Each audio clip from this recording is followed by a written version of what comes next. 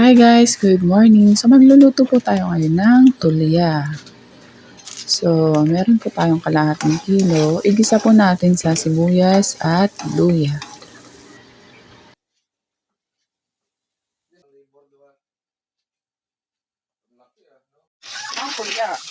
Igisa lang po natin ng maigi para mas malasa po yung ating tulya at kanyang sabaw.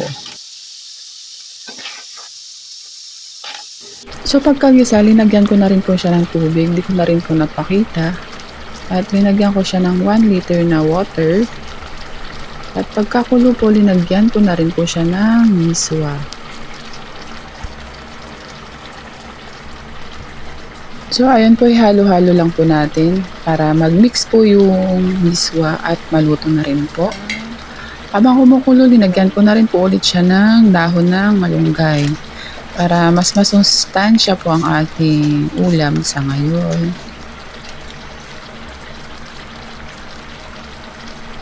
So ayan na guys, ilang minutes lang po ito na linuluto at makakain na rin po tayo for our breakfast and lunch. So ayan na po, nag-open na po yung ating clam or tulya at pwede na rin po natin i-serve. So ayan na guys, enjoy eating, bye!